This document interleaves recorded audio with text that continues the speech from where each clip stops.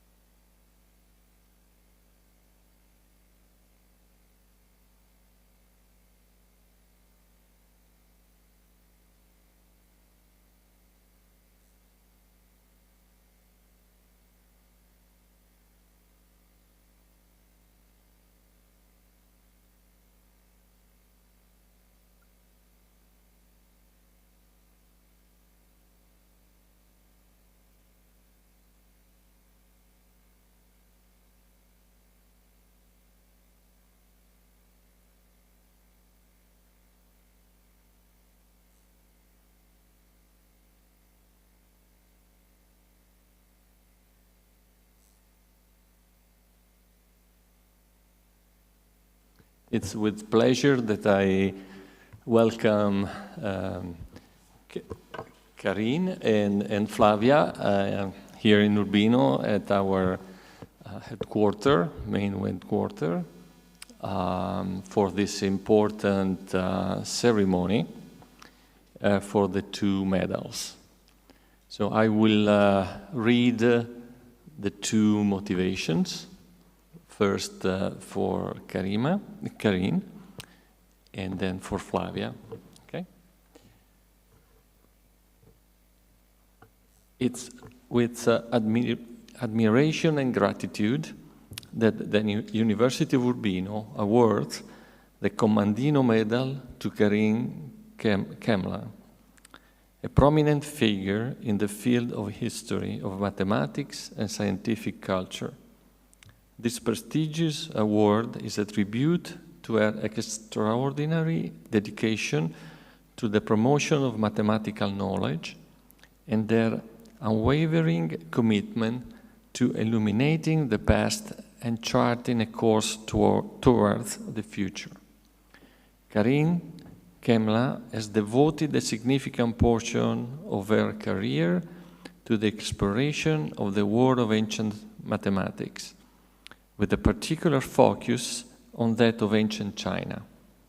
Her studies have demonstrated that mathematics has deep roots that span continents and cultures, building a bridge between the East and the West, and proving that mathematics is a universal language that unites humanity. Karine Chemla has made substantial contribution to the understanding of mathematics as a social and cultural discipline. She examines the cultural context in which mathematical ideas emerge, highlighting how society influences mathematics, which in turn influences society. Her pioneering work has opened new perspectives on the history of this discipline, emphasizing the importance of historical and cultural context in the evolution of mathematics.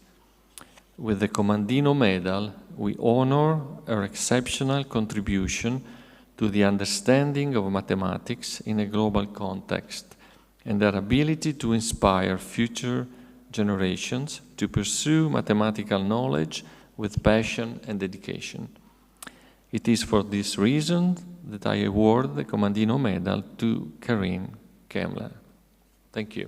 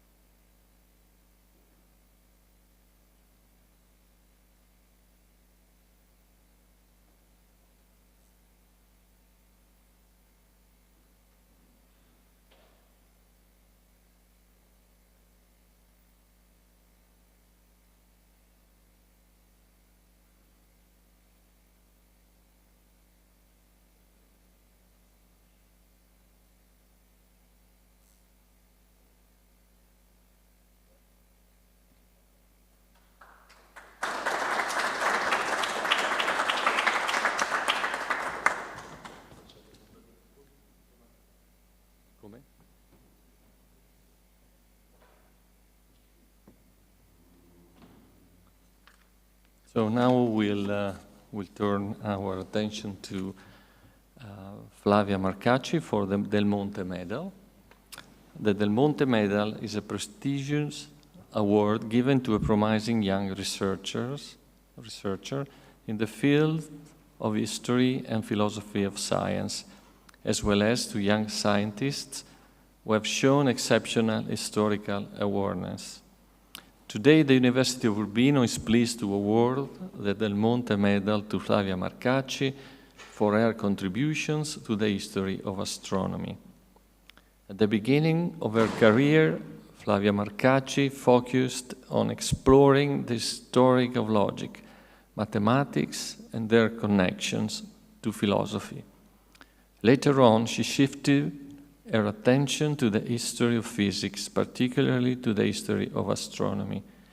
In her in-depth research on Giovan Battista Riccioli and geoheliocentric systems has deepened our understanding of the philosophical aspects of the early modern cosmological debate.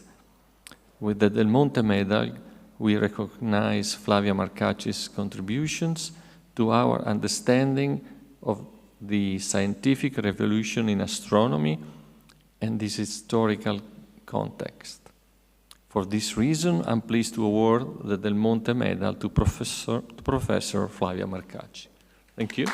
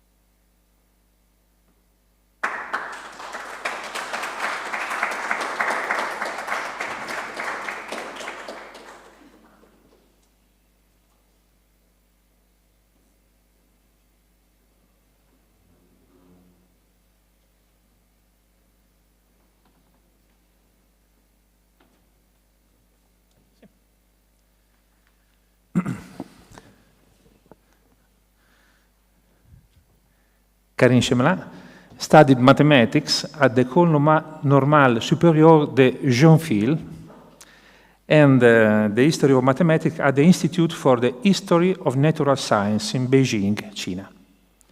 She is currently senior researcher at the French National Center for Scientific Research, CNRS, in the laboratory sphere. From 2011 to 2016, she was principal investigator of the ARC, Advanced Research Grant, Mathematics Science in the Ancient World, which she conducted with Keller and Proust. Her interest is in the history of mathematics in ancient China within the context of the world history. She also researches modern European mathematics.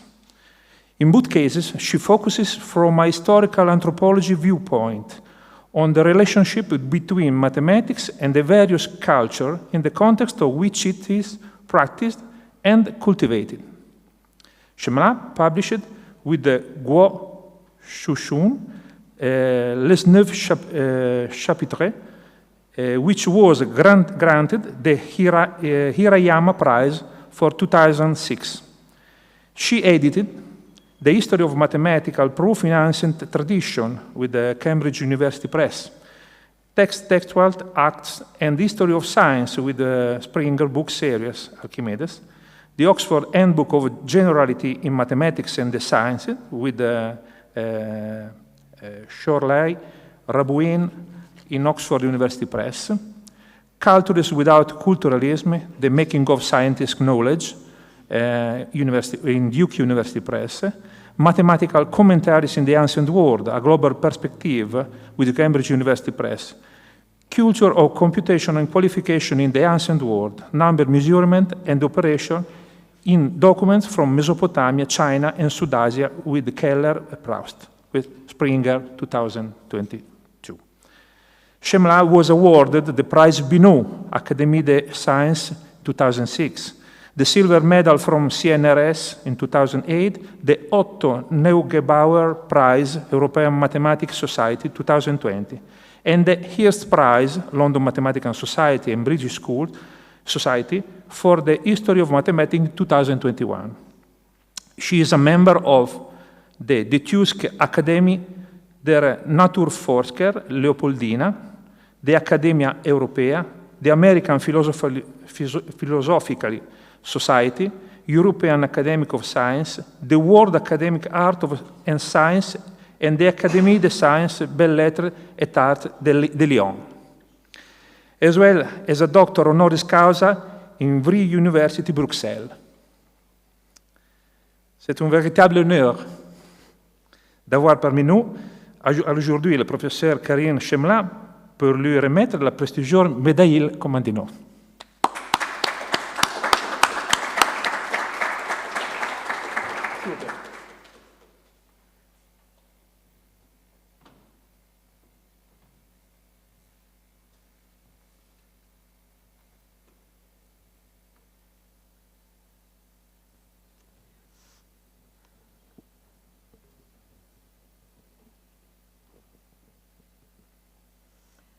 Caro Magnifico Rettore, cari colleghi e amici, it is with great sadness that I have to give up your magnificent language and turn to English. I hope, and this is a wish that I'm forming officially today, to be able in the near future to give a talk in Italian. Let me begin by extending my most sincere thanks to the committee of the Commandino Medal for having awarded the medal to me. It constitutes a great encouragement for me to continue working for the values I cherish. I have chosen the topic of this lecture as a reply to the name of Commandino, in whose honor the medal was coined. Euclid's Elements, the book that has seemed to many to embody Western mathematics, Suanjing Sheshu, the 10 Canons of Mathematics in Chinese, Bernhard Riemann collected papers, those of a towering figure of the mathematics of the 19th century. Whether we are interested in classical works or in classical authors, libraries' shelves present books through which we can familiarize ourselves with them. Or at least we think we can familiarize ourselves with classical authors and classical works through these books. A historical approach to the shaping of these books might convince us that we should read them with some critical distance. This is the thesis that I will put forward in this lecture, calling more broadly for the development of a research program that would systematically examine the shaping of scientific classics for modern uses in a historical fashion. In this history, the 19th century, in a large sense, the 19th century occupies a central position worldwide. If we look at China, for instance, in 1772, Emperor Tianlong launches a major project that will result in the production, about a decade later, of the complete library of the 4 treasuries. An editorial commission is set up, a book search is launched throughout the empire. The books of the Chinese past that are deemed the most important are edited in a critical way to be included in this gigantic library. 7 copies are made to be sent to 7 different locations of the empire. Think about it. Before the production of this encyclopedia of classical works, most of the 10 canons of mathematics, those that were on my first slide, those that represent today the largest part of our evidence about mathematics in ancient China, were simply unavailable unless you had access to the imperial collections, and even in that case, access was quite difficult. The scholar in charge of the mathematics section of the complete library, degli, will thus reshape, or one might even say create, the past of mathematics in China, drawing on the imperial collections and on ancient editions that were found on this occasion in private libraries. Subsequently, on the basis of his editorial work, editions of the 10 canons of mathematics were printed by commercial press and thus became widely available for scholars to do research on them. Degien's critical editions had a major impact on, for instance, Tian Baozong's 1963 edition, the one whose cover I projected on the first slide, and also on all later editions. More generally, Degien and the team working to prepare the complete library gave shape to the past of the sciences in China, including the recent past, in ways that had a long-lasting impact on our perception of this past. How exactly we begin only to formulate answers to this question, but much remains to be done in this respect. In Europe, too, the large 19th century that I consider attests to considerable energy being devoted to the shaping of classical works and classical authors. The proliferation, especially in the second half of the 19th century, of publications of complete or collected works of those deemed the most important scientists, illustrate this trend. My first slide mentioned the case of Riemann, whose name is in red in the list that you find on the right-hand side. The publication of his mathematical works was one out of dozens of similar projects which contributed to shaping the cultural monuments of the nation-states and the prestige of their academies. In the case of Riemann, like in all the others, the publication of these works had been entrusted to some of the best mathematicians of the time.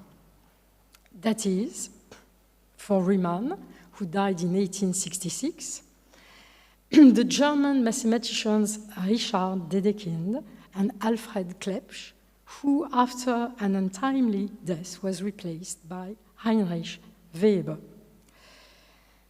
European scholars also took part in the shaping of classical works and authors in other parts of the world. Henry Thomas Colebrook, for instance, an official of the East India Company, produced, among other things, the first translation into a European language of classical Sanskrit works on mathematics. And here, this illustrates the fact that classical works were not only shaped through editions, but also through translations. Generations of scholars in Europe carried out research on the history of Sanskrit mathematics on the basis of this book. More broadly, British administrators and scholars active in the Asiatic Society of Bengal gathered the financial and material means to establish a book series, Bibliotheca Indica, that would provide Sanskrit editions and the first English translations of classical Sanskrit works, which could then be used by overseas scholars. Similarly, it was in the 19th century that European scholars strove to produce critical editions of the classical works of Greek antiquity, which are still editions of reference today. For example, Archimedes' opera Omnia, prepared by Danish philologist Johann Ludwig Heiberg, or Euclid's opera Omnia by the same Heiberg. The key point is that all the 19th century endeavors I have mentioned had a decisive impact on how we access these classical works today.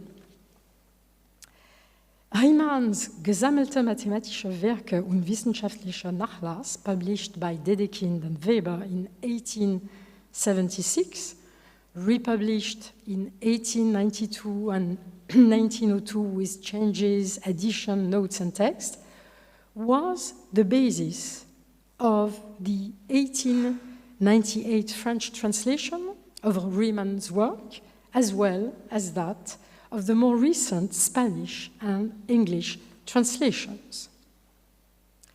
Similarly, Heiberg's Euclidean Elements was the basis of his early 20th century English translation, to which most readers turn to read the Elements. Heiberg's Elements was still the basis of Bernard Vitrac's French translation, while it was Heiberg's Euclid's opera Omnia that Fabio Acerbi translated into Italian.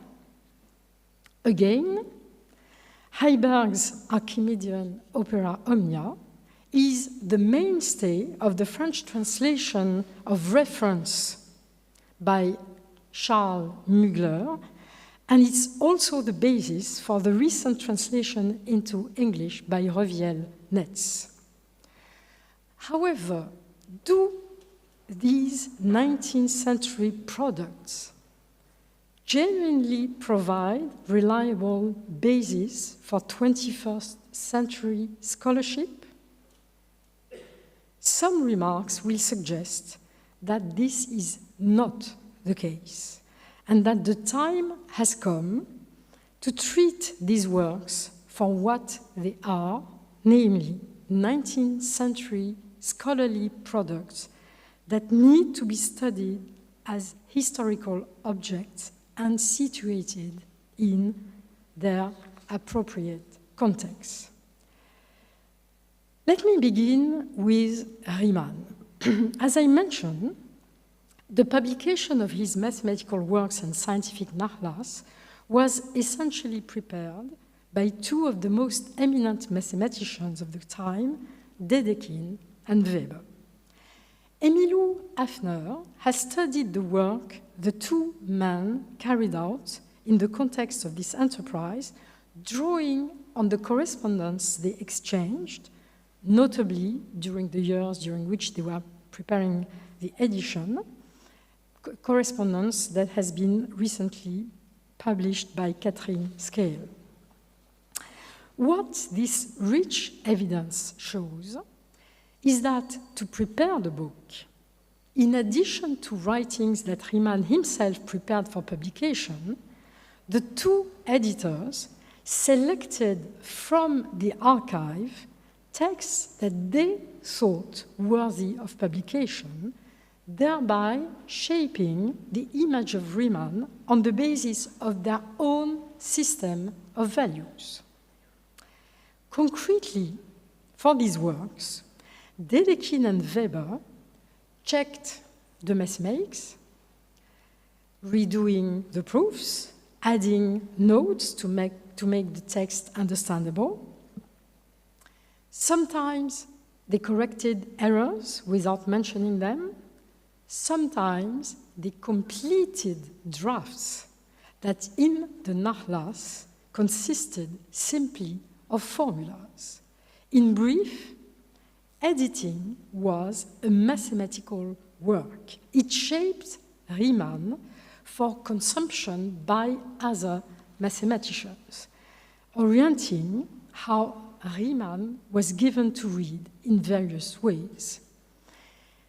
In fact, the mathematical writings published are thus only to some extent written by Riemann, since the editors also contributed in various ways to the actual text inserted into Riemann's collected papers. Finally, the mathematical work that the editors carried out will have a deep impact on the mathematics Dedekind and Weber will develop in the subsequent year. In this case, editing is in a strong sense a mathematical activity that only mathematicians can carry out.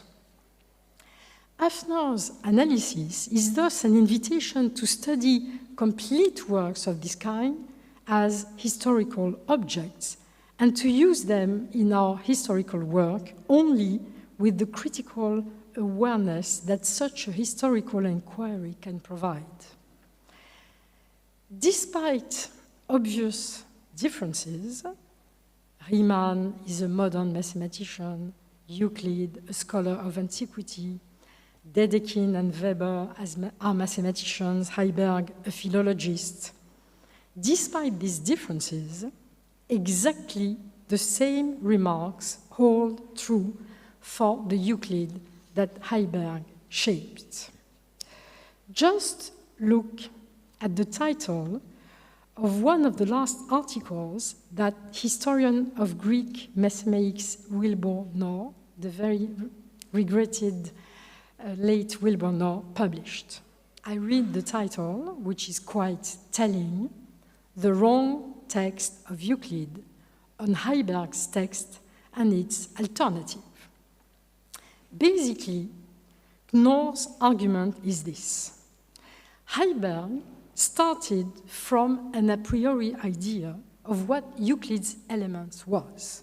That is, that the book derived from the project of building geometry rigorously on the basis of definition, axioms, and postulates, and that it built geometry as an axiomatico-deductive structure where propositions followed each other in such a way that the proof given for each proposition would rely only on definition, axioms, postulates, and propositions that had already been established earlier in the text. In other words, for Heiberg, Euclid aimed at shaping a gapless deductive structure. For Knorr, this assumption by Heiberg led the philologist to discard Arabic and Latin testimonies and concentrate on Byzantine manuscripts that were closer to his expectations. In other words, Heiberg's a priori assumption shaped the corpus of documents on the basis of which the philologist carried out his edition. And hence, as a result, this assumption was carved into his edition. As a result, the text of Euclid's Elements that we find on the shelves of our library most often embodies Heiberg's vision of Euclid, but it has a weak historical plausibility and should be used with critical acumen. For now, Arabist Martin Clamot, who had the project of editing the elements on the basis of Arabic sources, might have restored the elements in a way closer to the historical Euclid. Unfortunately, to this day, we still lack editions of the Arabic elements, and we might reflect on the mixture of academic, political, and scholarly reasons that account for this sad state of affairs. Heiberg had drastically different assumptions with respect to Archimedes. Let us read how Charles Mugler, the translator of Archimedes into French, how Charles Mugler, then, who relied on Heiberg's edition of Archimedes to produce his own edition and French translation, understood Heiberg's practice of editing the Archimedean texts. I quote, Heiberg condemned and bracketed a number of developments as inauthentic because of their mathematical insignificance or uselessness. And he renounced translating these passages. Sharing Heiberg's judgment, we maintain his rejection of spurious passages, nevertheless translating the incriminated text. In other words, for Heiberg, Archimedes could not possibly have written insignificant things, and he bracketed them out in his edition. So, to give you an example of the amount of text that is bracketed, I show you one page of Mugler's edition and French translation. You can see I have highlighted in gray the parts of this page that is considered spurious, that Heiberg does not translate. And here, in this case, Mugler, as he said, nevertheless translated without any bracket. Here is another page of the edition. Again, you can see how much of the original text is considered spurious, although none of the manuscripts allows Heiberg to consider that this is not by Archimedes. And in this case, it's only the passage in pink that in the translation, Mugler translates between brackets. So we see how here, too, the assumptions come first and not the evidence on the basis of which philological work is carried out. So the critical work derives from the assumption, thereby shaping Archimedes for the modern reader as Heiberg had imagined Archimedes. We have seen the impact of these 19th century editorial works on the production of contemporary books that give Euclid, Archimedes, Riemann, and so many other authors to read. To acquire a critical acumen towards these reference works and approach authors of the past in a different way, we certainly need to develop a concerted effort toward the history of these philological enterprises. Note that I have concentrated here on the 19th century. Needless to say, philologists know, and philologists know this quite well, the same critical gaze is needed with respect to all our sources. This was a point on which another all too early disappeared historian of Greek mathematics, David Fowler, insisted in his work on the historiography of numbers in ancient Greece.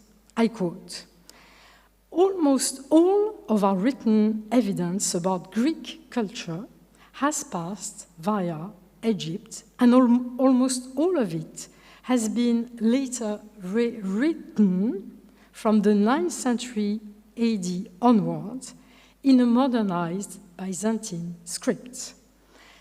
Numerical material in these Byzantine manuscripts is liable to have been modernized and uniformized in what might then have been considered to be unimportant ways. This applies in particular to the treatment of numbers and fractions. One need only to look at modern edition and translation, even by the most scrupulous of scholars, to see similar processes at work today.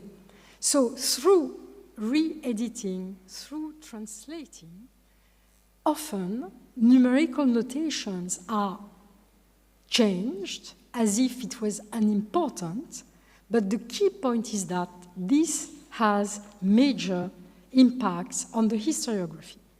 So this is one thing on which David Fowler insisted. Greek papyri, he said, show other notations of numbers than later Greek copies. Here you have evidence to the left of something that is found in a papyrus from, roughly speaking, 300 before the Common Era. And this papyrus shows a notation that is closer to what hieratic scientific writing from Egypt show. The same holds true for the edition to the right-hand side. I have highlighted how fractions that you find in the Greek text are in fact the same as fractions that you would find in hieratic papyri from Egypt. And the translation at the bottom shows an example of modernization and uniformization of number notation carried out in translations. These rewriting, whether they occur in 9th century witnesses or in modern edition and translation, have a major impact on the historiography. This is what David Fowler insisted to. Indeed, they lead to a historiography claiming that general fractional notations were available in ancient Greece, and also calculation with these fractions, when this is simply wrong. So this example illustrates clearly the impact of editions on history writing. To return to 19th century editions, I would like to highlight other ways in which they surreptitiously modernize, uniformize the ancient evidence, making it impossible to rely on them to pursue some issues. One example for this has been discussed recently. It concerns Heiberg's edition of diagrams. Here is a standard page of Euclid's Elements. This is proposition 4 of book 1 in Heiberg's edition to the left-hand side and translation into Latin on the right-hand side. Interestingly, the diagram with Greek letters is placed in the translation and does not feature in the edition, as if, against all extant manuscripts, Heiberg was stating the view that the text was self-sufficient and diagrams were not part of the original text. Revielnet has exposed this view. But there is more, and for this I will rely on work that Ken Saito has carried out. Indeed, in his critical apparatus, Heiberg says nothing with respect to the diagrams in the manuscripts. He simply draws diagrams, as Ken Saito and Nathan Siddeley have shown. He draws diagrams on the basis of a 19th century textbook in geometry. the textbook by August. However, the key point is this. You have seen here the two triangles. Heiberg represented the two triangles without any specificity. He produced diagrams in line with modern diagrams and modern geometrical practice. However, Saito has shown that this is not at all faithful with respect to our evidence. For each proposition of the first books of the Elements, Saito has reproduced diagrams as drawn in the main ancient manuscripts on which Heiberg drew for his edition. You see on top Heiberg's diagram, and you see under and to the right the diagrams in the most important edition, ancient edition, on the basis of which Heiberg relied. I have added to the right, on top, a triangle drawn in a papyrus that has been published recently. Clearly, except in one manuscript, manuscript B, all the other diagrams have two highly specific triangles. For some, the triangles are isosceles. For others, the triangles are simply equilateral. As if, for ancient scribes, the generality of the proposition was not impaired by the fact of drawing triangles that were not generic, but were, to use Revielnet's and Ken Saito's terminology, over-specific, drawing isosceles triangle or equilateral triangle for any triangle. The first point I want to emphasize here is that it is true that the generality is not impaired because the generality lies in the reasoning, not in the drawing of the diagram. So there is no problem with the generality, whatever the diagram is. The generality only depends on the generality of the construction and the generality of the proof. Second, as you can see, diagrams in papyri also attest to over-specific diagrams. And this is also the case in another proposition for which we have a papyrus. You can see here that in the papyrus, the square to the side has been cut into 4 equal squares, even though this is not what the proposition is talking about. However, as you can see in his diagram, which has been used in Bernard Vitrac for his edition, the square is cut into 2 different squares and 2 rectangles. So they deleted, in the evidence they give, they deleted the fact that the diagrams were over-specific.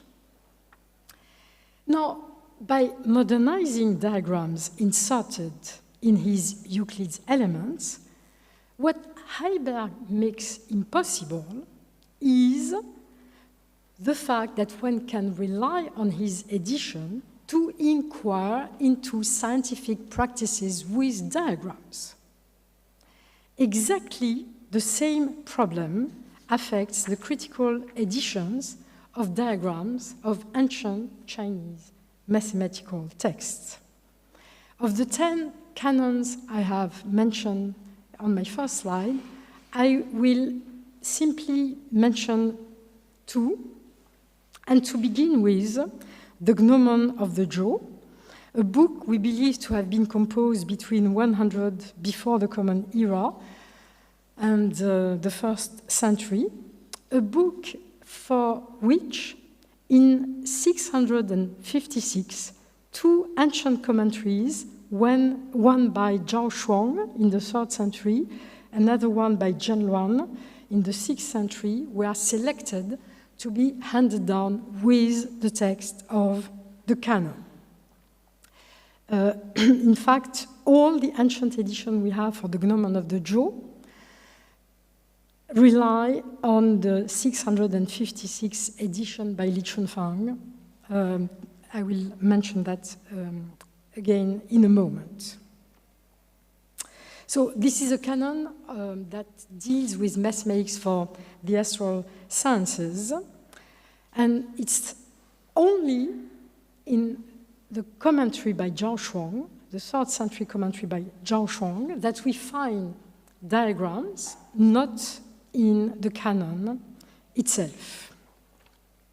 Here is how Zhao Shuang's figures look like in the earliest extant edition from 1213. And we will see in a moment other edition of this text.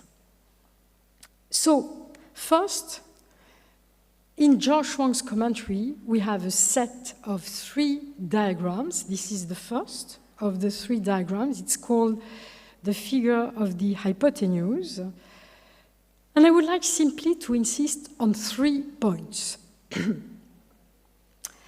As you can see clearly, figures are represented with unit squares.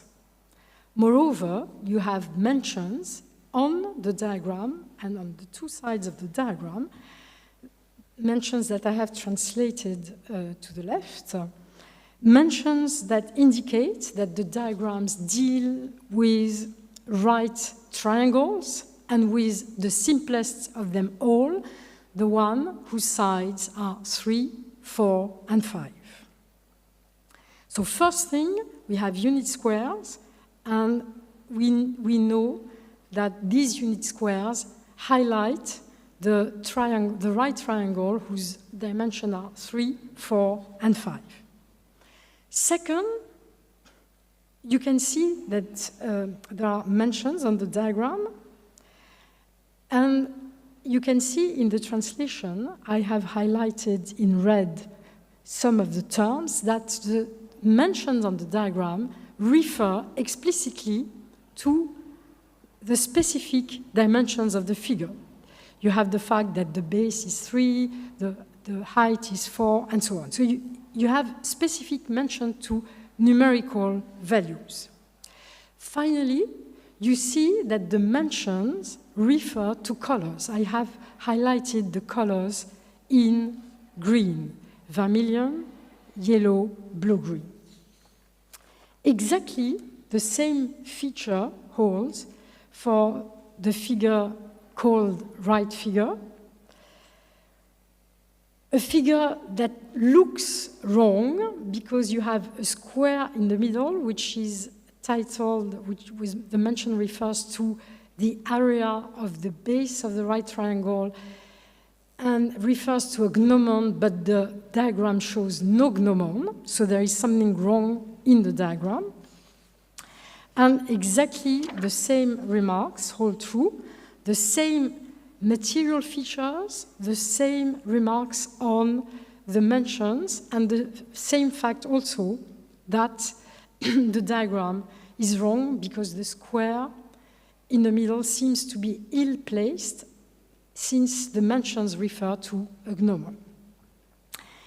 Interestingly, in this case, exactly like the figures of the Greek papyri of the Greek manuscripts, the simplest case possible is represented without impairing the generality of the statements. Now, here are the figures that were drawn in the 1963 critical edition. You see that instead of 3 figures, we have 5 figures. You also see that the unit squares were completely deleted. All the reference to specific numerical values were also deleted. Like in Heiberg's case, the critical edition modernizes figures, making it impossible to rely on critical editions to study scientific practices, for which unit squares and numbers provide key clues. Also, replacing the 3 figures by 5 figures has an impact on the practice of generality to which figures testify that is destroyed. This is a 1998 edition for the same book, for the same diagrams, and you can see that there is the same erasure of lots of critical features that would allow us to rely on the critical edition to be able to understand practices with diagrams. So far, I have shown how altering texts and diagrams have been carried out in ways that depart from ancient evidence. And this gives us editions through which we read classical works, classical authors, affecting our historical work in 2 respects. With respect to scientific knowledge, this is, for instance, the case with numbers, and with respect to scientific practices, this is the case for diagram. I could have addressed exactly the same type of issue with the way in which the shaping of the text, the way of inscribing the text on the page was changed in edition, changing in a critical way the way in which we approach the text, and preventing us from understanding key features of the text. But I will leave this for another occasion, preferring to exchange with you on the documents I have presented. I hope that with what I have presented, I have convinced you of the fact that the editorial work on scientific classics has a history, that we as historians of science have to attend to be in a better position to deal with the knowledge, the practices, and the modes of composition of writing to which classical works attest. Thank you very much.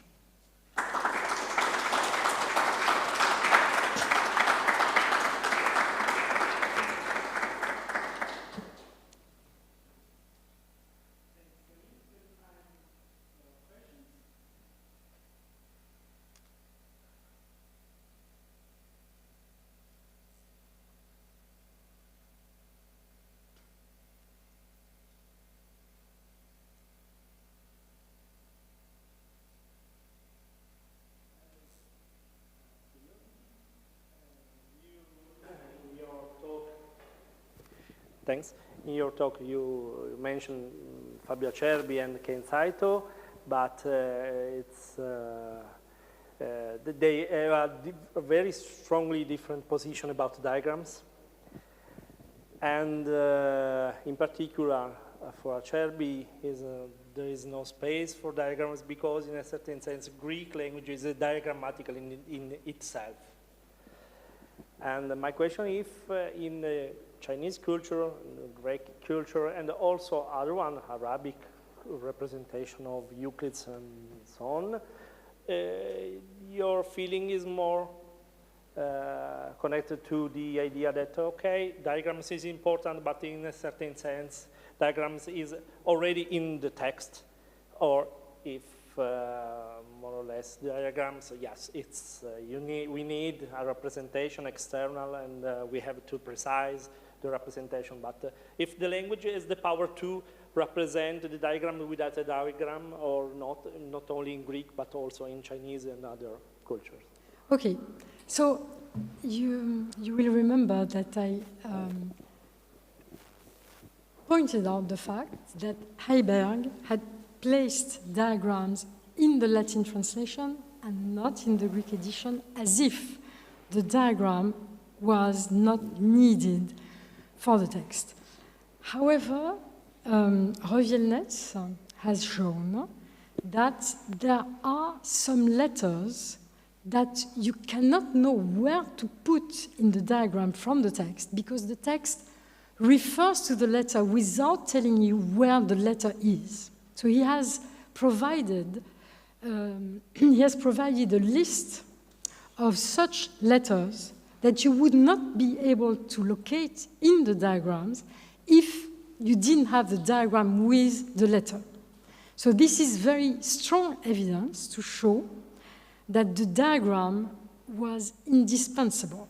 So this is, I think, one of his important contributions showing that you cannot dispense with the diagram. Now, the question you are raising is the question of what the diagram is. What is the part played by the diagram in mathematical discourse? And what is really interesting in the Chinese case I have presented is that these three diagrams are at the beginning of a long development on the right-angled triangle, where you have many algorithms, dozens of algorithms, and all the algorithms can be accounted for on the basis of these three diagrams only. So this was what I alluded to when I said, if you transform the three diagrams into 5 diagrams of this kind, you destroy what the text did with the diagram, which is to shape 3 diagrams from which all the discourse derives. So it's very different from what you have in Euclid. In Euclid, each proposition has its diagram. And in this case, 3 diagrams were shaped so that all the discourse can derive from this diagram. So this is the key point that is no longer understandable if you think that the original diagrams were those that were put in the critical edition. On the other hand, these diagrams, they have numbers in exactly the same way as Greek papyri have specific diagrams. It is not, the discourse will never use these numbers to derive anything. So these numbers are somehow illustrating as a diagram might illustrate. You have different parts of mathematical discourse that can illustrate. So they are illustrative, and not the basis for a reasoning, not a basis for the generality. And this is in tune with the fact that this is the gnomon of the jaw. Most of the other canons, like the 9 chapters, have problems with specific values that are used, in fact, in the same way as diagrams. One can show, if one studies the practice with problems, that, in fact, problems are used in proofs exactly as diagrams of this kind. Namely, you can rely on these diagrams to interpret the algorithms without ever specifying anything that wouldn't be general.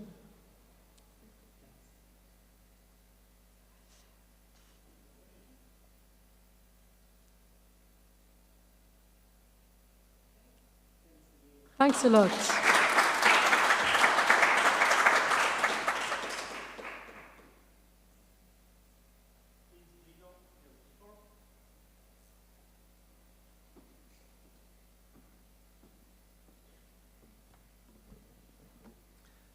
It's for me a great pleasure to introduce Flavia Marcacci, who is a young researcher but is already professor of history of scientific thought at the Pontifical Lateran University, and has over 100 publications to her credit, including volumes, scientific articles, editors alongside reviews, translation, critical edition, bibliographies, always of a high level, both in terms of editorial placement and of originality and method. This list also includes a very valuable theatrical text on Galileo and the catalogue of an important exhibition on astronomy and cosmology in the ancient collection of Pius IX's library. Among these works, which range over some of the most important and controversial conceptual issues in the history of science, the volume of Axiomatic and the one on the astronomer Giovanni Battista Riccioli stand out for their formal competence, sharpness of philosophical problematization, and originality of thought. The two books explore two fundamental moments in the evolution of scientific and philosophical thought. The former, the roots of logic and scientific method in Greek philosophy. The latter, Galileo's intellectual revolution and its complex reception in the transition period between Galileo and Newton, scantily studied by historians of science. The essay as the origin of Axiomatic constitutes an excellent work of reconstruction of the concept of scientific demonstration within Greek's philosophy, starting from the pre-Socratic up to Euclid and Aristotle, which is characterized by completeness and formal rigor, given that the tools of modern mathematical logic are used to scrutinize the inference of ancient thinkers. To logic in ancient philosophy, and especially in the pre-Socratic, Flavia Marcacci has dedicated several articles and a small volume reconstructing with the means of formal logic the tetralogy of the javelin of the sophist Antiphon. Her more mature work, Heavens in Contradiction, Giovanni Battista Riccioli, and the Third System of the World represent a reworking and expansion of her doctoral thesis in complexity science discussed at our university and published by the National Academy of Science, Letters and Arts of Modena in 1918. In this remarkable essay, Flavia carries out an extremely innovative effort, returning to the history of science, an almost completely forgotten figure, the Jesuit Riccioli, author of an astronomical treatise, the Almagestum Novum, where he discussed the third astronomical model as a way out of the dichotomy between the two greatest systems of the world of Galileo's dialogue. The third system of Riccioli marked a return to geocentrism, however amending the Ptolemaic system in a Tychonic sense. The work of Flavia is remarkable also from an epistemological and methodological point of view, questioning the fundamental Kuhnian distinction between normal science, in which scientists resolve puzzles within the dominant theoretical paradigm without calling into question in any way, and revolutionary science, in which new contrasting theories are instead advanced in contrast with this paradigm. From Flavia's essay, it emerges how the position of Riccioli appears irreducible to this kind of distinction, given that he operates in a revolutionary period, in the terminal phase of the first great scientific revolution, but as an apparently normal scientist, does not advance or adopt the new hypothesis, rather trying to save the phenomena through its own revised version of the old ones, based on a tireless collection of empirical data. Riccioli, a cautious and critical supporter of these empirical demands, is contrasted with Galileo, a revolutionary, visionary, and reckless scientist. To the direct study of Galileo's work, Flavia has dedicated several significant contributions, including the volume Galileo Galilei, A Story to Observe, in which she focused on the philosophical and theological implications of the intellectual revolution of a brilliant precursor of ideas and concepts that will be taken up again only much later, as it will happen with his principle of relativity, abandoned by Newton in his Principia, were the introduction of the concept of absolute space and time, and resumed by Einstein with his principles of special and general relativity. Flavia's reflection on the history as well on the philosophy of science, always directed and supported by an original philosophical perspective of critical ontology, were conducted by combining philological accuracy, epistemological grasp, and mastery of both logical and mathematical tools. In the case of the history of axiomatic in ancient thought, and physical and mathematical instrument in the case of the history of astronomical theories. The high level of Flavia Marcacci's contribution to the history of scientific thought is finally confirmed by her collaboration with William Schiam, Galilean professor emeritus at the University of Padua and highest authority in the studies of the scientific revolution. With him he wrote the theatrical text of an imaginary interview of Milton to Galileo, which offers an admirable overview of the historical and cultural context in which the life and works of the great Pisan scientist took place. This text represents an excellent way of giving an answer to the problem of scientific communication and a valid alternative to the traditional form, often obsolete and inadequate, due to their inevitable oversimplification and uncritical flattening with respect to the complex issues addressed of science dissemination. Thank you.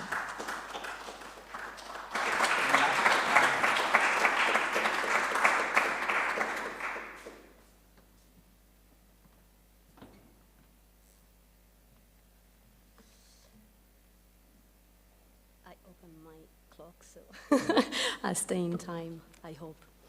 I'm leaving my native language, but I hope to share my feelings equally. And I'm actually honored to be here today and grateful to the University of Urbino, to the colleagues of the Dipartimento di Scienze Pure Applicate, il Dipartimento di Economia, Società e Politica, il Centro di Ricerca in Filosofia e Fondamenti della Fisica, il Centro Interdipartimentale di Studi Urbino e la Prospettiva, for this prestigious award.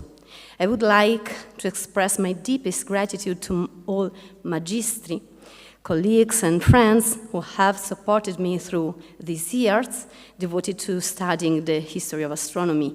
Without your help, advice, and tips, I wouldn't have made it. My love and gratitude go to my family, who are present in my daily effort to understand how equants and epicycles can be important for all of us. And a special thought, finally, to all young women who dream of doing research. Our instinct to dedicate time to others is not an obstacle, but a resource to vitalize ideas. Let's go ahead. Let's start. The title of my conference today is Third World System and the Quest for the Best Astronomical Theory. This is the index of my speech, and each chapter will be introduced by synthesis, and I'll go quickly in the first two chapters and calmer in the third chapter. And as an introduction, Ptolemy thought of astronomy as a form of mathematical thinking. Physics could not guarantee its assumption and deductions, whereas mathematics could accurately depict celestial motions. Nevertheless, in the late Middle Ages, his astronomy was progressively integrated into Aristotelian physics. Like Ptolemy, Copernicus was interested in the mathematical description of celestial motions. He was able to see phenomena very well, better than Ptolemy. Galileo and Kepler understood this point and tried to locate a new physics adequate for Copernicanism. Only Newton was able to get such a physics and vindicate almost definitely Copernicanism 144 years after the publication of De Revolutionibus Orbum Celestium. Yet, those 144 years was marked by intense research and clash of perspective. In a sense, today we speak about a great battle of the world system. A third world system between Ptolemy and Copernicus competed for the best system with an incredible effort.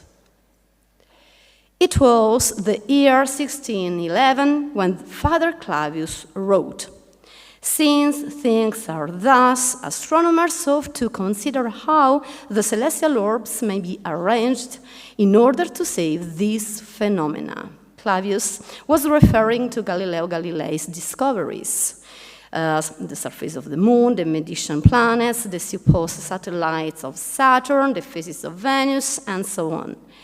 Clavius, the most influential mathematics of the century, was publishing the last version of Commentary to the Sphere by Sacro Bosco, the most crucial treatise in astronomy in the Middle Ages. In previous edition, Clavius had constantly reiterated the validity of Ptolemy's system and criticized Copernicus' heliocentrism and Fracastorus' homocentric approach. He had never explicitly criticized Tycho Brahe, but his correspondence disclosed he did not sympathize with this system. In any case, the brothers at the Collegio Romano had confirmed Galileo's results. After early doubts, Clavius aligned with his young colleagues. Galileo has successfully scrutinized into the perspicillum, the telescope from perspicio, to look deeply in the nature of the sky. Ptolemy was defeated. Above all, the discovery of Venus phases shortly after the publication of Siderius Nuncius in 1610 prevented him from keeping the Ptolemaic system. Nevertheless, Clavius did not completely abandon it. Perhaps he had no time since he died only 1 year after the last version of his commentary. However, Clavius revealed his crisis. But our question is, what were the technical reasons, so not the political or philosophical reasons, for astronomers to resist against the Copernican proposal? The greatest aspiration of an astronomer in the 16th and 17th century was to continue to see phenomena and to have observation by naked eyes or instrumentally as it best. Thus, an astronomer had to become convinced that, first, mathematics could still solve the problems of celestial motion. Second, mathematics would express the reality of things. I will show how such two claims have appeared for a long time hardly reconcilable. The reason is clear, but not trivial. On the one hand, every astronomer was used to leading with specific issues, and it was difficult to distance oneself. Therefore, certain technical premises were necessary. On the other hand, every astronomer understood the need to renew and update his instruments in order to justify the new celestial discoveries. The old Clavius had given up the idea of reforming the old approach while urging young people to update the same. This strange epilogue to a life consecrated to study was a symptom of the profound troubles of a changing epoch. An astronomer at work. An astronomer daily worked with material instruments and mathematical tools. The technical level of those devices and the quality of mathematics improved during the late Middle Age and the Renaissance. Handbooks of astronomy introduced theoretical claims, practical instructions, and problems to solve. Language, topics, and open research questions were listed and organized in well-structured context. So let's have a look to instrument. What were the material devices? Such an example, square, ruler, gnomon, globe, Ptolemy's slat, nocturnal, and so on. Of course, we cannot now comment all these instruments because it's impossible. They are very complex from a technical point of view. But what is important to understand is that the instrumental practice was accompanied by the compilation of tables that provided a practical summary of astronomy and testified to the scientific depth of their compilers. Underlying them was an understanding of the daily rotation of the celestial sphere and the complex motion of the planet. As James Evans writes, one of the most important historians of astronomy, where tables were lacking, there were only amateurs and dabblers. Here we have the reproduction of the Theorica of Mercurio, preserved in Perugia, a very important example of, not only for its rarity, but because this kind of instrument testify the importance of the materialization phase of the planetary models. This model, for example, is based on the Theorica Nove Planetarum of Feuerbach and his pupil Reggio Montano, and is the materialization on some mathematical concept, very complex and hard. What were the mathematics for this kind of astronomy?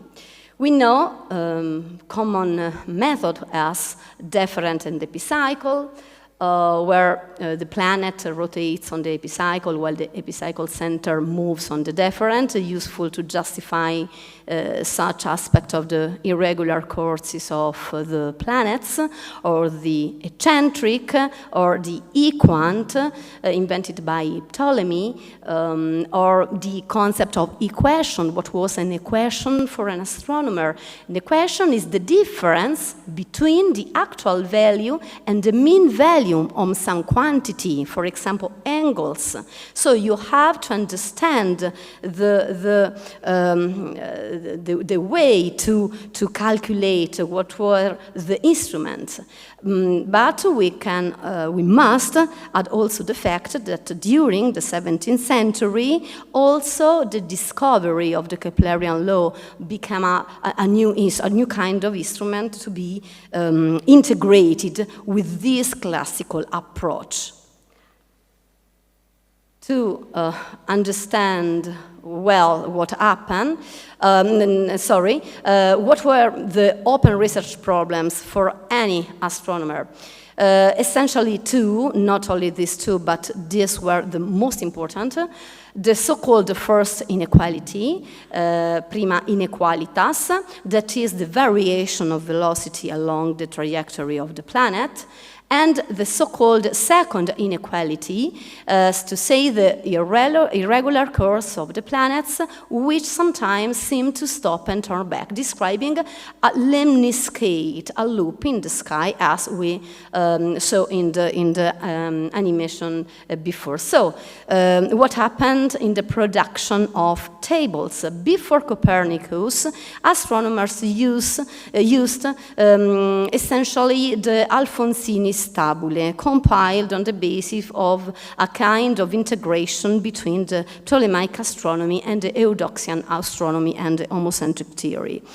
And after Copernicus, we must we use the so-called Pruteniche tabulae compiled by Reinhold. And after Copernicus, Tycho Brahe published his proposal for world system based on the centrality of Earth and all the planets around the Sun, and astronomers compile the Rudolphine tabulae, in this case calculated by Kepler. So the situation was very, very lively, very, very complex and variegate. And we stay now in the first phase of the astronomical revolution, only the first phase. What will be the disagreement between Ptolemy and Copernicus in the conclusion of the first phase of this revolution? As the centuries passed, the imperfections and miscalculation in Ptolemaic computations became more and more evident, which led to accommodations, as well as the improvement of mathematical instruments and the advancement of trigonometry's precision. Copernicus' De Revolutionibus sparked a fresh fervor, yet not all astronomers were ready to accept his ideas. Galileo's telescope sealed Ptolemy's fate, even if it did not grant Copernicus success. Why not? As I said, we are in the first phase of the scientific revolution. We have also eloquent example of collaboration, not only in the Renaissance, but also before. For example, we have the work of the excellent Arab geographer Ali Drizit, who worked during the 12th century in the court of Roger II in Palermo, coming into contact and collaborating profoundly with Christian intellectuals. Why geography? Because it was very important also for astronomy, as you can see in the second figure, when you have an human eye, and by this eye you are looking the sphere of the earth and the sphere of the heaven and connected. Why? Because the system of coordinates is the same. So, in a certain sense, geography prepared the room and the path to the revolution of astronomy too. And another example we have here in this frontispiece, the testimony of Giacomo Micalori here in Urbino, as an example of resistance against Copernicus, because Micalori prepared a resume of the Ptolemaic theory. In the same time, during the 16th century, we find also the proposals by Fracastoro, as I mentioned before, or Amici, based on the homocentric theory, or again Calcagnini, who wrote about the hypothesis of the motion of the Earth, and maybe it was also a source for Copernicus' works, and so on and so on. So we meet actually both follower of Copernicus, but also follower of Ptolemy, and so on. A very complex situation for science, but very similar to what happened also today in more advanced sectors and fields of science. Another element should be highlighted. Astrological practices and cosmological reflections may remain partially or totally separate from astronomy. A devoted and rigorous confirmation of the motions of stars and planets was expected. Yet, there is evidence that elsewhere, those whose task it was to lecture in astronomy and/or astrology lacked both enthusiasm and qualifications for dealing with the theory of the planets. So Christine Scofield wrote in 1981 in her fantastic book about the semi-Tychonic systems. That is the case of Hermann Wedekind. who later taught at Heidelberg. He bewailed the fact that planetary theory was to a great extent despised and neglected in the university, and thus he decided to give private instruction to Studi. But we have many cases of as this. The most famous is, of course, Tycho Brahe, who embarked on a course on planetary motions at the University of Copenhagen. Aristocratic practitioner par excellence, with a trained team of assistants and a giant observatory in Uraniborg. He prepared an alternative to Copernicus. But let's have a look to what happened with Galileo. Why the discovery of the phases of Venus was so important. Before that discovery, Venus phases was previewed also in the Ptolemaic system, as you can see in the figure upper and right. But in the case of a geocentric system, Venus couldn't show an entire cycle of phases, as, on the contrary, in the case of the heliocentric system, as you can look at in the figure below by Bianchini, phases of Venus when the all phases of Venus issue in that figure. So, of course, the observation was what an astronomer needed. From a geometrical point of view, Copernicus attributed a double motion to Venus. I cannot comment now all the demonstration in Copernicus. The diagram in the figure that you have in the slide is from the De Revolutionibus Orbium Celestium, and as you can guess, in my slide, we have an explanation independence of two different positions of the art in that figure. So, two different positions, two different explanations, even if the unique cause was the centrality of the sun. So, you must imagine what an astronomer used to use a Ptolemaic approach, could understand or not. In this case, he could transform that reasoning, distinguish superior planet and inferior planets. That was not a problem because all astronomers distinguished this kind of planet from the time of ancient Greek. But the question is that to understand completely and deeply the diagram by Copernicus, he met two paradoxes.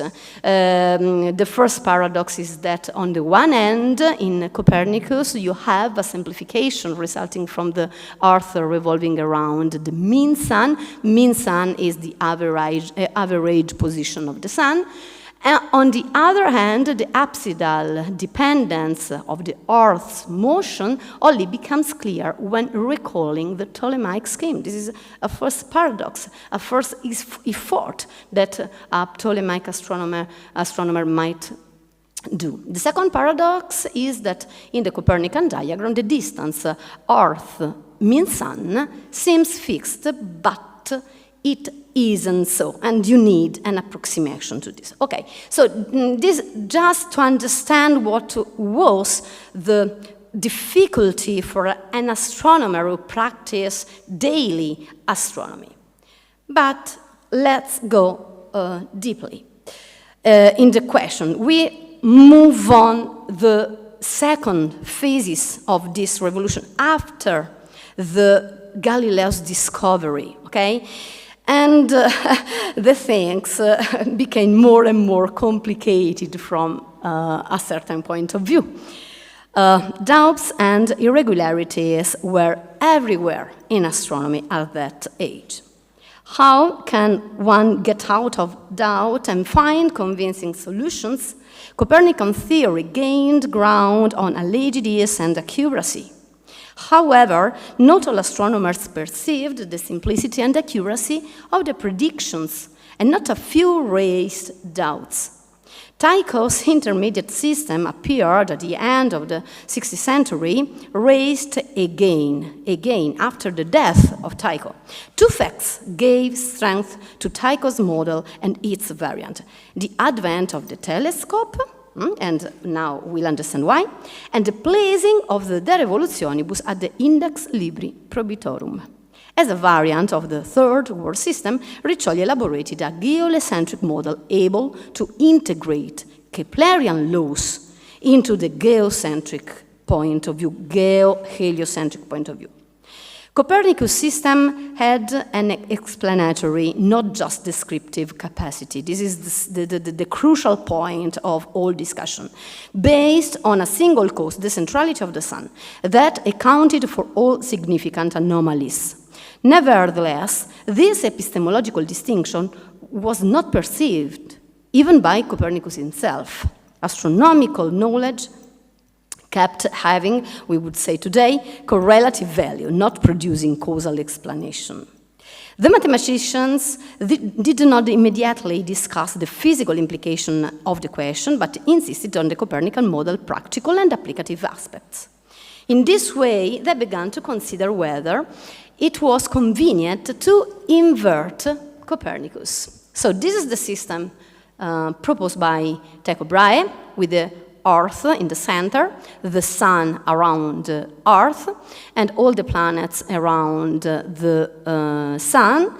And this model produced many debate, above all, for example, on the fact that the trajectory of the Sun intersects the trajectory of Mars. And mathematicians tried to present the Tycho system as an inverted Copernicus. I don't want to comment now what is the mathematical equivalence, because we have many cases of this kind of equivalence, but you can guess easily that can be an equivalence between circles, and we know today that, for example, by the Fourier theorem, any curve can be reduced to a combination of circular functions.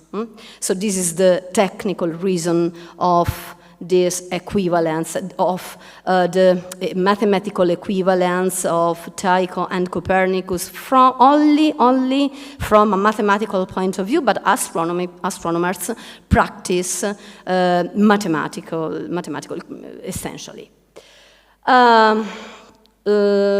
Tycho developed his systems on accurate observations and also involved the physical dimension of mathematics descriptions working on comets.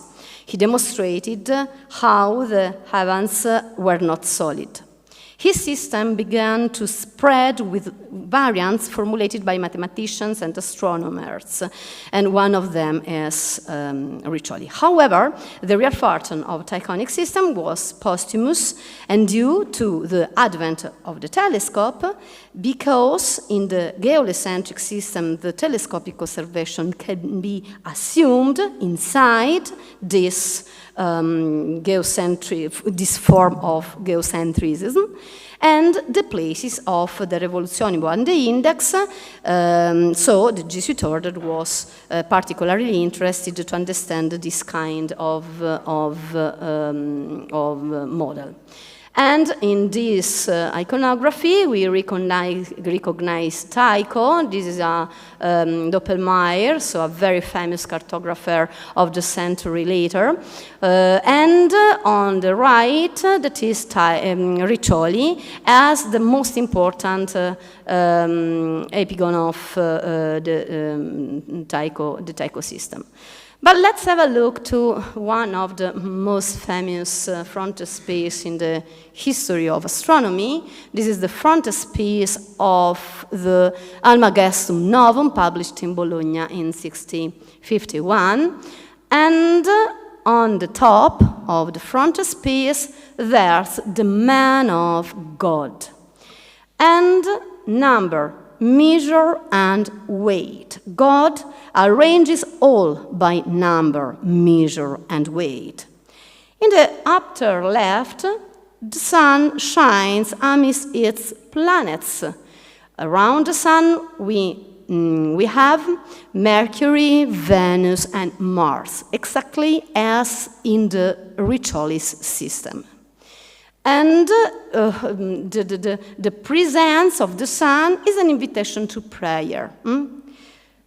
And in the right, in the upper right of the frontispiece, other angels brings other planets. From night to night, he, God, discloses knowledge. Discloses. Why? Because you now must know the heavens by means of telescope and new instruments. So, as to say, wake up, astronomers. Look at the sky by the telescope and not by naked eye. So an invitation to open and renew astronomy.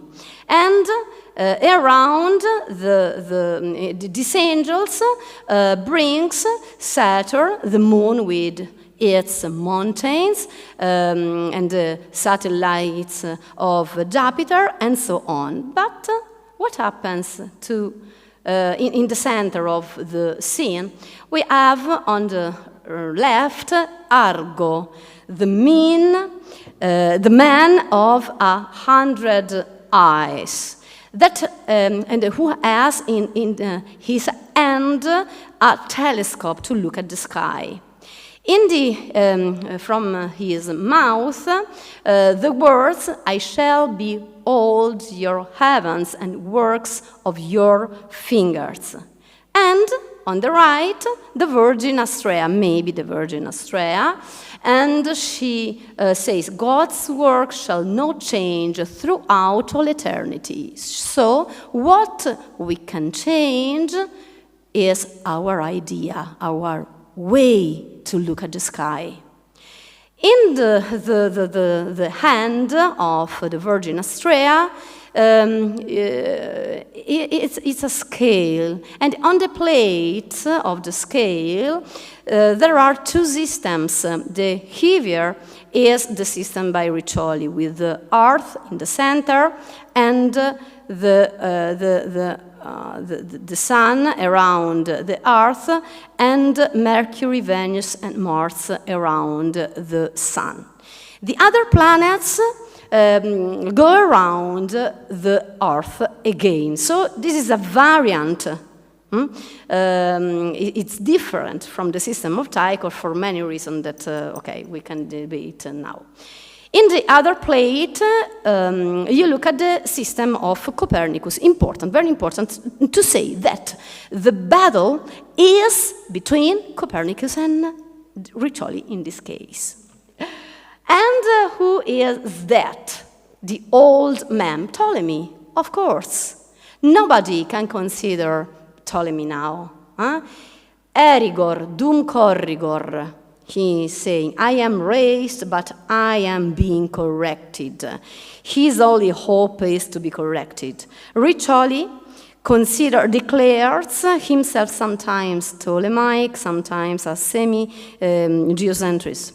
Riccioli is Ptolemaic about the Earth's immobility at the center of the universe, obsessed with finding physical evidence to disprove it. He never found this evidence, which only came much later, and became increasingly convinced that the Earth does not rotate on itself or around the sun. It was not precisely Ptolemaic, however, but more Tychonic, because he made Mercury, Venus, and Mars rotate around the sun. Yet, he was not even Tychonic, because Jupiter and Saturn were supposed to revolve around the Earth. Hypothesis he established based on inaccurate calculations. With an elegant and labored style, he meticulously reviews all the theoretical and observational achievements of those who have preceded him. His Almagestum is intended to be novum because the Reforma includes astronomy. However, he also has at heart of the work of practitioners not inclined to speculation. That is why, although he fully understands Kepler's innovations, he prefers to adapt his mathematics to the more usual and accessible use of circles. Riccioli adapts Kepler's 3 laws to the geo-heliocentric system by exploiting the work of Frenchman Bullialdus. In Astronomia Reformata, Riccioli explicitly used the term ellipse. As you can, sorry, the image is too small, but in the Jovis part of the Astronomia Reformata, you can read easily the word ellipse, as to say that he used really the ellipse to understand, to explain the orbital motion, the planetary motion. And he invented a new method, a new algorithm to justify the planetary trajectory. 3 aspects made his method strong. It confirmed recent observation by the telescope, perfected others aspect of the astronomical activity, in continuity with the classical approach and the use of circles, and unified the laws of the events. He wanted to find one law for all planets. Riccioli gave the planet a spiral trajectory, but to understand how he reached to this solution, look just a moment, very, very briefly, to its method. You have on the left the diagram for the inferior planets, Mercury and Venus, and on the right the diagram for the superior planet. But the central idea is that one has to keep 2 points, two variable points. The center in the eccentric circle, the point A, is the Earth. The point E, here, oscillates along the diameter Bizet, and the other oscillation is of the radius CE. This is the radius of the epicycle. So you have 2 variations overlapping, a variation, the oscillation of the point, and the variation of the radius. I repeat, I cannot comment how Riccioli arrived to this result, maybe for some suggestion also from Arabian astronomy and so on. Above all, a last thing, is that from a kinematic point of view, the geometric mechanism was attractive to an astronomy anxious to keep up with the change of the time, but was attracted to the ancient practice. So the result of this method is, that the trajectory of a planet is in the shape of spirals. And look at the radius of the epicycle is varying, so the partial ellipse that the planet traces along its trajectory changes, and the final result is this elliptical and spiral motion. This is the last effort of the not just a moment, of the tectonic system. How could mathematics express the reality of the observed world? This was a problem also for Riccioli. The Jesuits spoke of physicomathesis. Riccioli preferred the term physicoastronomia. He was searching for a physics, but he never found it. Aware that errors must be corrected, Riccioli declared his astronomy to be only best among hypotheses. Therefore, it is not a theory. Copernicus had claimed to propose a theory. He did not, Riccioli not. He knew that too much information was missing: the determination of stellar parallax, the displacement from the perpendicular of a falling body. These two discoveries were crucial. However, through his assiduous confrontation with competing hypotheses and obsessive attention to data, he firstly proposed the best of all hypotheses. He knew that his proposal needed to be more definitive. Yet, Riccioli did not take a single step toward revolutions. He did not understand the composition of the motions, nor any plausible form of the concept of inertia. He needed to improve, in other words, dynamics. Dynamics will arrive with Newton shortly after Riccioli. In his Systema Mundi, the third book of the Principia, Newton simulated a thought experiment that goes something like this. If the Earth were stationary and a body fell onto the terrestrial ground from a distance equal to that of the Moon, then the force that would make it fall would be the force of gravity, as to say. As precise calculation is shown that is say, but the central force for all the world is the gravitational force. Look at the third part in the Principia of Newton. Hypothesis first hypothesis, the center of the system of the world is at rest. In the third book, Newton demonstrates that only solution is changing approach. No doubts about the center of the world system is at rest. However, to prove that that center is the sun, Newton must evaluate what happens if it is not. And finally, astronomy abandoned a kinematic-only approach and embraced a dynamic one, although the physical evidence of the Earth's motion did not come until later. So, some conclusive remarks. Looking closely at the history of science, things are very complicated. Nevertheless, sources, details, and comparison among interpretations create a complex picture with a complex order. First, periodization is a precious historiographical practice to formulate philosophical questions more accurately. Second, the disciplinary shift that provoked internal change in astronomy is the necessary backdrop for comparing the ancient proposals. Third, historical practice allows us to renew our perspectives and stimuli so that science reveals its open nature. Long gone were the days when perfect, huh? I'm concluding and the timer is, okay. Long gone were the days where angels set the celestial spheres in motion.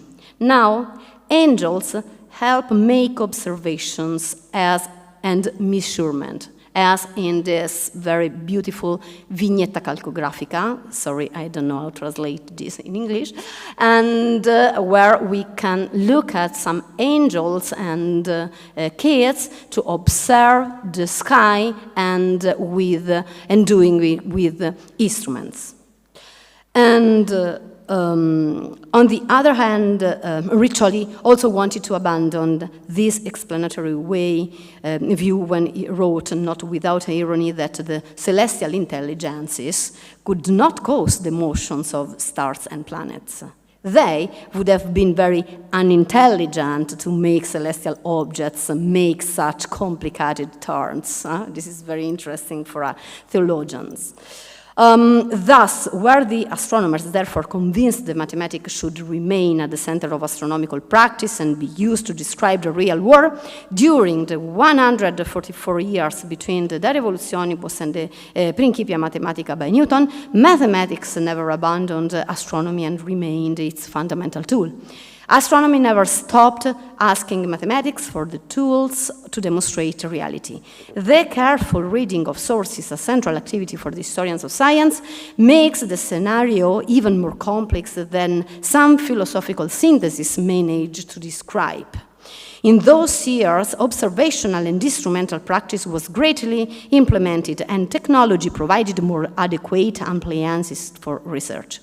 A good periodization helps clarify uses of technology and its discriminating capacity about the real-world system, a capacity that it is not conclusive.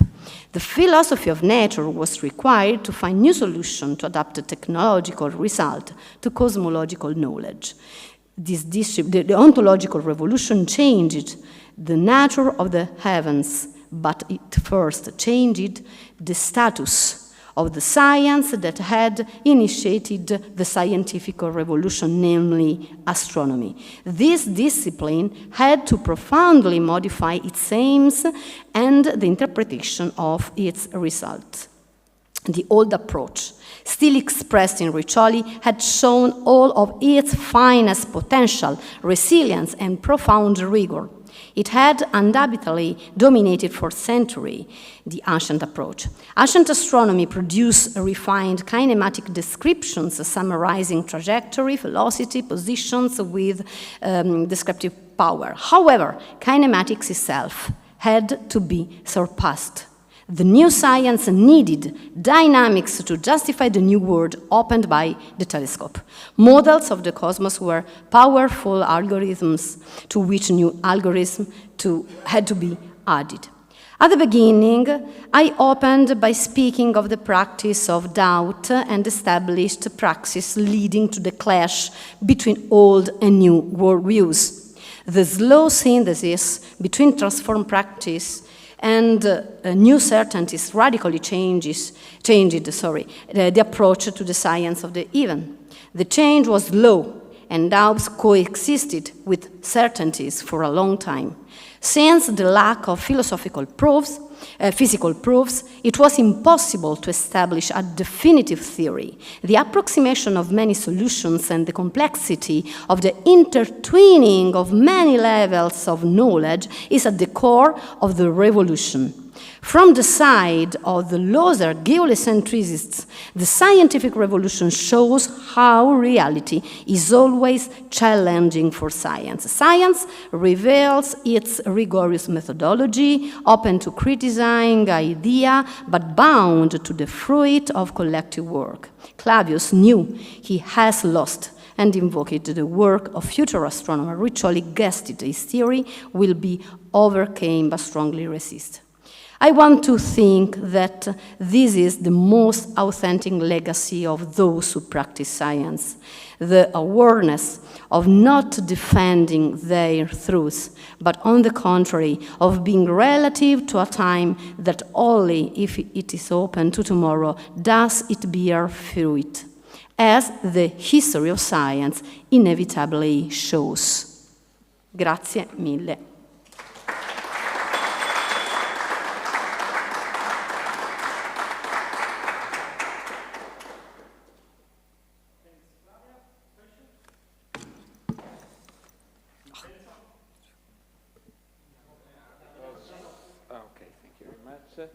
Thank you very much, Flavia, for this wonderful presentation. I have many questions about Riccioli and his big works in this very difficult moment of the history of science, that is the passage from the Aristotelian Ptolemaic astronomy and physics and the new one. One is his most important work is the title is Almagestum Novum. So it is clear that in a certain sense he feels himself as a pupil of Ptolemy and Copernicus. That is, he thinks astronomy as a question of mathematics above all, and the physics is something partly different from. But we know that at the beginning of the 17th century, we have already Kepler and Galileo, which attempted to build a new physics justifying Copernican systems. Which is the attitude of Riccioli with respect of this new physics that it was emerging? On the other side, we know that Riccioli was a very good experimentalist. He made very important discovery and experiment about pendulum, the gravity falling of a heavy body, and so on. So I would like to understand if he thought physics and astronomy are something strongly separated, as did already Ptolemy and Copernicus, or there is a different attitude? This is the first question. The second one is why, I understand why Riccioli put Venus and Mercury, that are inferior planets around the Sun, but why also Mars? I don't understand it, because Mars... Okay. Okay, thank you for this question. Very complex, but I try to answer shortly. About the first question, Riccioli devoted the first 8 books of the Almagestum Novum to strictly astronomical work, to say the motion of sun, the motion of moon, the motion of the inferior and superior planet, and so on and so on. And even if at the beginning of each book he discusses also philosophical topics, for example, the nature of the sun, the nature of something else. In the 9th book, he found what we can say is philosophy of nature, in the sense that he inquires the nature of the sky, what is the matter of the sky, what are the elements which made stars, and so on. And he concludes, for example, that the nature of the sky is elementary matter, commonness on the earth, and so on. In respect of Galileo and Kepler and Copernicus, of course, he mentioned them many times, and he analyzed very deeply their proposals. What is strange is that he respects a lot Kepler. He studied Kepler very deeply, constantly. He analyzed all the work of Kepler because he was very interested to the Keplerian laws and how they work in the astronomical system. About philosophical topic, he didn't discuss in the first 8 books. In the 9th, the situation changed just a little, but he tried to integrate their approach with the Aristotelian theory, renewed, of course. He very often critiques the Aristotelian philosophy, and propose the new image of fluid heavens and other elements, and also, for example, new theological elements. He is searching for his own synthesis, but he is not so interested in this fact, because as you said, he is interested essentially on the experiments and physical demonstrations of parallaxes and so on. So he tried for a synthesis, but his solution is not so strong. And about the second question is more interesting, in my opinion, in the sense that it's very difficult to understand this point, for me, of course, not for people in general, but at the beginning I didn't understand this fact, and I want this an open question for me, also today. Tycho Brahe put all the planets around the sun. And Riccioli take 2 planets, Jupiter and Saturn, and put around Earth. So he is not Iconian. It seems to do a step before the progress by Tychon.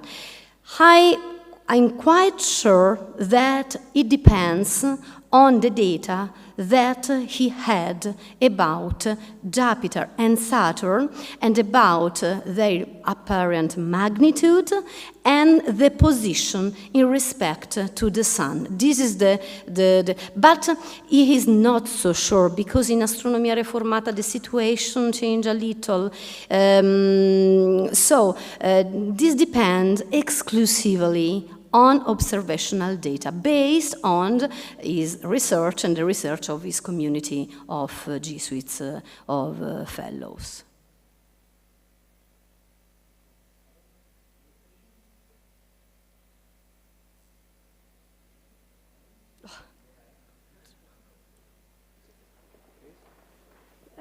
Yes, I wanted to understand better, if you could make me understand better, the part that physical, no, not physical, it's not the term, instrumental representation played in this work. I was struck by the Mercury Theoria by della Volpaia, which looked as if there were instrumental work with materialized these models. orbits. And so I wanted to understand better whether instrumental tools were designed in this research and how they were used.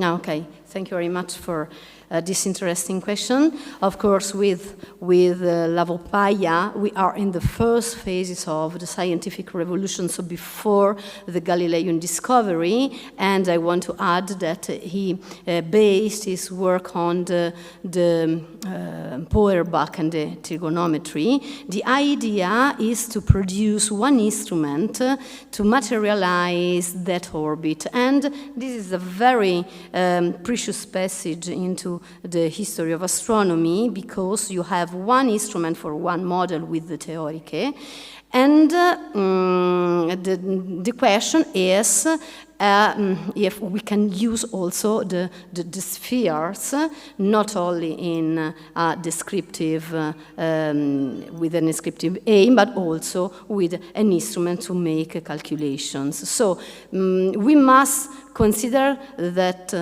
kind of instruments as model of the cosmos. Of course, movable model, so you can put the single spheres in the Theorica and change the position and understand how the single spheres are intertwined among them, but as a model. Of course, in the second phases of the revolution after the telescope, this practice changed because the Theoriche are not mal used. I don't know if I answered, but okay, thank you.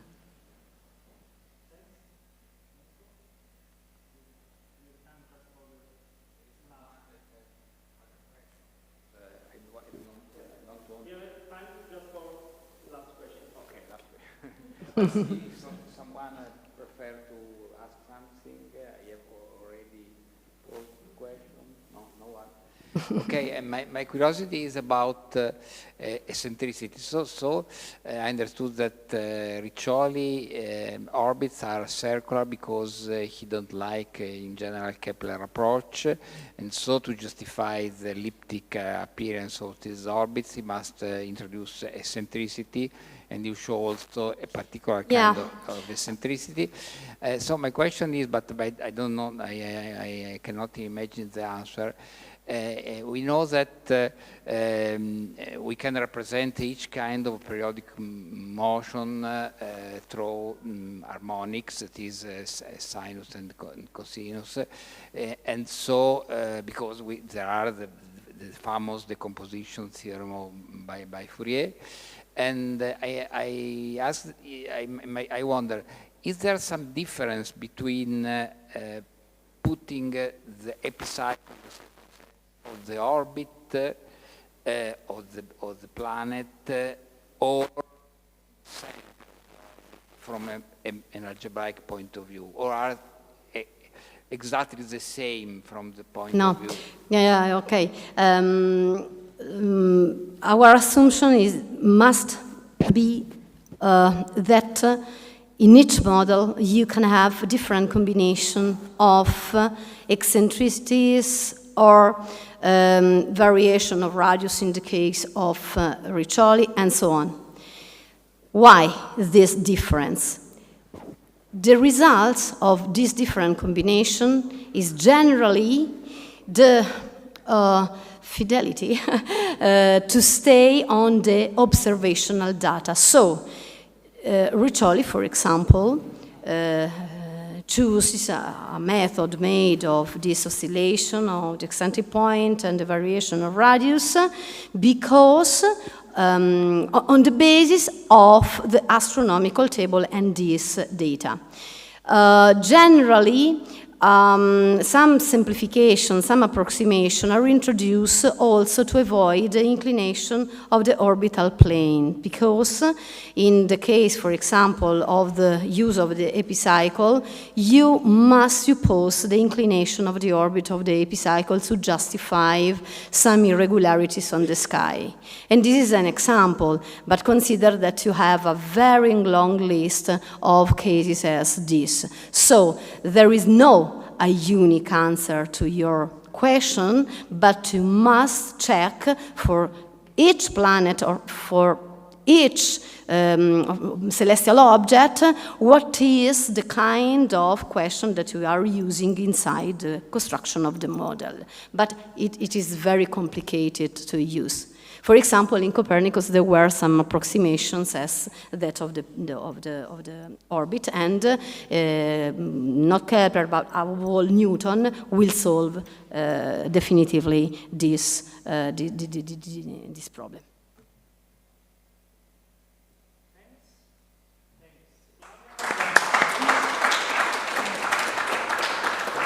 Thanks to people online.